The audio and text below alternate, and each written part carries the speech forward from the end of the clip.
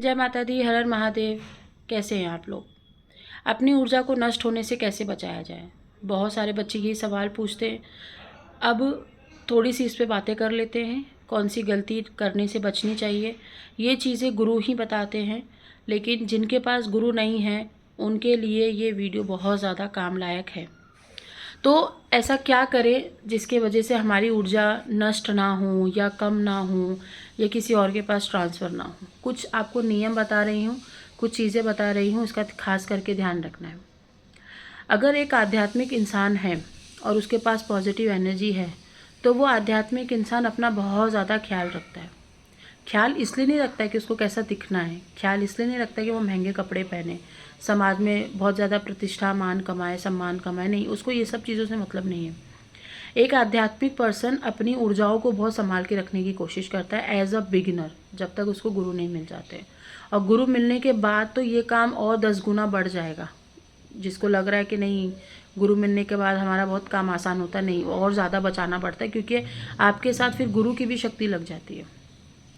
अगर आप आध्यात्मिक पर्सन हो, आपका खाने का जो प्लेट होता है, थाली होती है, आपके जो पहनने वाले कपड़े होते हैं, आप 4 व्हीलर में ट्रैवल कर रहे हो, आप 2 व्हीलर में घूम रहे हो, आपके मंदिर का पूजा पाठ का सामान होता है, आप जहाँ पे सोते हो आपके बिस्तर हो गए, आपके चद्दर तकिए हो गए, आपका A to Z सामान, वही सामान जो आप रोज़ इस्तेमाल कर रहे हो, ठीक है, वो आपके अलग रखने पड़ते हैं। ठीक है, कोई और यूज़ करेगा तो क्या होगा? तो आप ही की ऊर्जाएं, आप ही की पॉजिटिव एनर्जी उसके अंदर ट्रांसफ़र हो जाएगी, उसके पास ट्रांसफ़र हो जाएंगी। कुछ ना कुछ ऊर्जा उसके पास आपकी चली जाएंगी। तभी तो मुझे लोग कहते हैं ना काउंसलिंग सेशन में कि मैम हम गए थे 15 दिन 25 दिन के लिए बाहर, और उससे पहले तो हमारी पाठ पूजा सब कुछ बढ़िया चल रही, सब कुछ अच्छा चल रहा था, ये क्या हो गया अचानक से हमें? ये इसीलिए होता है। आप बाहर जाते हो, होटल्स में खाना खाते हो, होटल्स की जो प्लेट्स होती हैं जहाँ पे आप बैठते हो, वहाँ पे कितने लोग बैठ के गए होंगे, उस थाली में कितने लोगों ने खाया होगा, किस ऊर्जा से सामने वाला आपको खाना दे रहा है, किस ऊर्जा से आपको देख रहा है, किस ऊर्जा से आपके कपड़े आप पहन रहे हो। आप क्या होता है, शादियों में हम जाते हैं तो हमारे कपड़े कोई ले लेता है, हमारा मेकअप का सामान कोई ले लेता है, होता है ना ये सब कुछ, हमारा हैंकी कोई यूज़ कर रहा है, हमारे बैग्स कोई कैरी कर रहा है। तो आध्यात्मिक इंसान तो पहले ये चीज़ों में जाने से बहुत बचता है, वो जाने की कोशिश भी नहीं करता। लेकिन अगर फिर भी जा रहे हो और ये चीज़ का इम्पैक्ट आपके ऊपर आता है आफ्टर दिस, आपको ये नोटिस करना चाहिए। अगर ये सब करने के बाद आपकी एनर्जी में गिरावट महसूस होती है, आपको लगता है कि नहीं जो मुझे पहले फील होता था, जो लेवल की पाठ पूजा में पहले करता था या करती थी, अब नहीं हो रहा है, दैट मीन कि वो चीज़ आपको सूट नहीं कर रही है। मतलब आपको अपनी थाली, अपना कपड़ा, अपने पूजा पाठ का सामान, यहाँ तक कि हमारा फ़ोन भी, ये खुद का मैं अनुभव बता रही हूँ, अगर मैं अपना फ़ोन भी किसी को दे दूँ और वो छू ले तो बता भी नहीं सकती मैं क्या होता है। तो हम नहीं दे सकते हैं, इसीलिए तो बहुत ऊर्जाएं होती हैं हम जैसे लोगों के आसपास में, बहुत सारी चीज़ों में ऊर्जाएं होती हैं।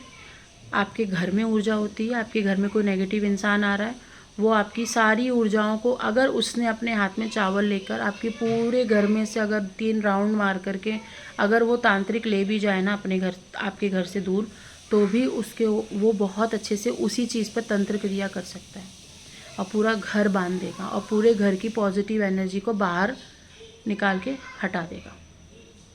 तो इसीलिए जब कोई आध्यात्मिक इंसान ये सीढ़ी चढ़ना शुरू करता है ना, उसको ऑटोमेटिकली ज्ञान आने लगता है कि दोस्त छोड़ दे।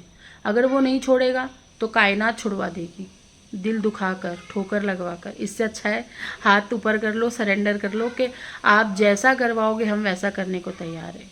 मेरे पास ऐसे भी बच्चे आते हैं जो कहते हैं हम तो मंत्र जाप कर रहे हैं, हम समाज नहीं छोड़ सकते, हम दुनियादारी नहीं छोड़ सकते, हमें तो पैसे भी चाहिए। करो, दोनों ही चीज़ मेंटेन करने के लिए गुरु लगेगा, गुरु के साथ रहकर चलो। लेकिन आध्यात्मिक चीज़ों में अगर आपने पैर रख भी दिया है ना, तो आप अभी नहीं तो 10 साल बाद ऐसा हो जाएगा कि आप इस चीज़ के अधीन हो जाएंगे।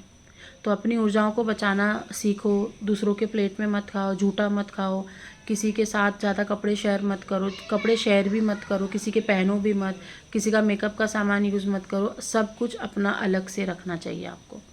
इसीलिए मैं बार बार कहती हूँ कि अपना आध्यात्मिक पर्सन क्या है आप लोगों को अंदाज़ा भी नहीं है। आई होप ये चीज़ों से समझ में आया होगा। जय माता दी।